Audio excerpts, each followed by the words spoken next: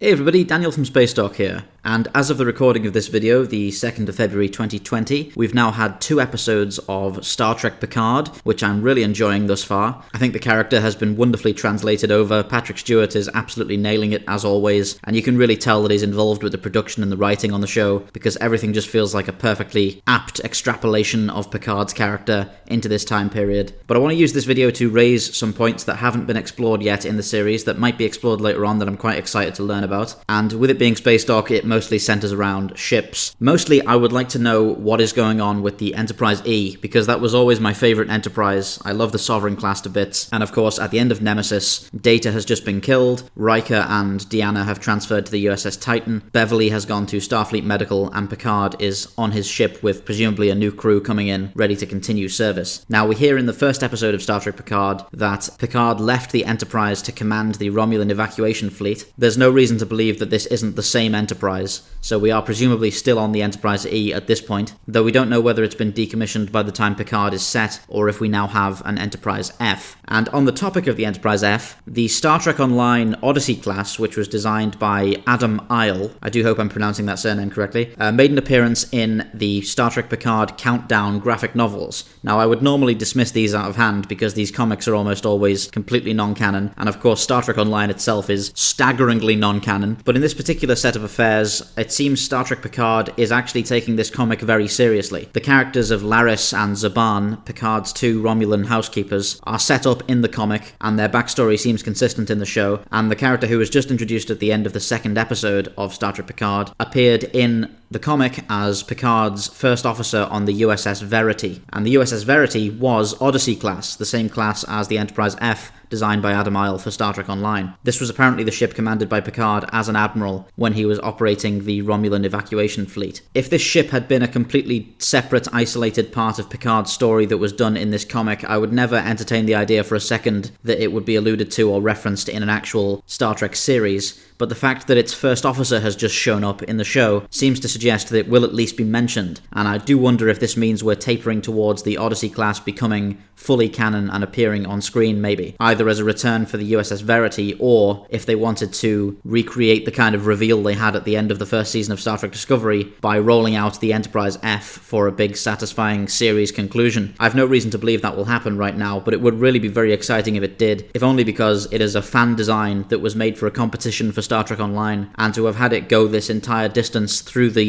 game into an actual series would be a really fantastic thing to have happened within the Star Trek fan community, and well deserved because it really is a gorgeous ship, the Odyssey class. It's hard to tell if all of its features were translated to the USS Verity in the comic. The Odyssey class in the games, some of them do and some of them don't have a Aquarius class escort latched into the aft section, and it's hard to fully judge whether the Verity has got that or not in the comic panels from Picard Countdown, but that's essentially a detachable escort vessel that can be used to supplement the ship's firepower a little bit in combat. In the comic at least, the ship has inherited the Odyssey class bridge from Star Trek Online, which is this huge cavernous bridge area. It seems to have removed some of the more holographic LCARS controls that are there in the game and replaced them with some more tactile screens, at least from this one panel where we see the bridge. This kind of makes sense as the Odyssey has been brought forward in time a little bit from where it's set in the game. Personally, I would be content for either the Enterprise E to make a return or the Enterprise F to show up. I think both of those could be interesting payoffs to include in Star Trek Picard.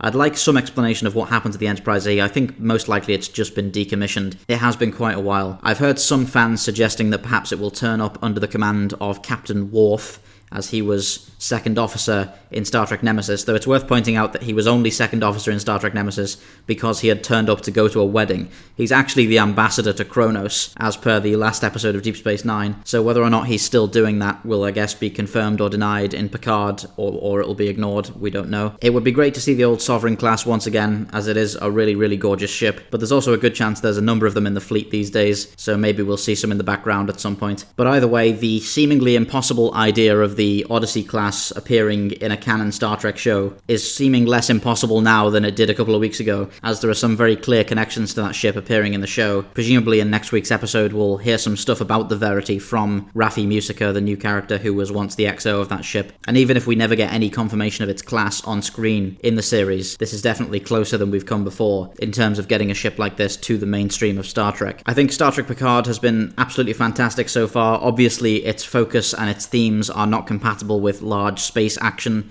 I wouldn't be surprised if we basically see no Federation ships aside from when it's completely vital to the plot going forwards, and I'm completely okay with that. But if they just wanted to sneak in that one last reveal at the end to mirror the appearance of Pike's Enterprise at the end of the first season of Discovery, I think dropping the Odyssey class in there, giving Adam Isle his big massive moment in the sun for his wonderful design, and introducing that ship into the canon proper would be a really cool decision to make. Either way, do let me know in the comments below what you think of the Odyssey class, or if you'd like to see the Enterprise E make a return. I'll probably be circling around to the Odyssey class for an actual Spacedock episode sometime soon. I'll let this Picard series run its course just in case this ship makes an appearance, but I suspect I'll be leaning on Star Trek Online materials to produce that video. Thanks for listening, this is Daniel from Spacedock, signing off.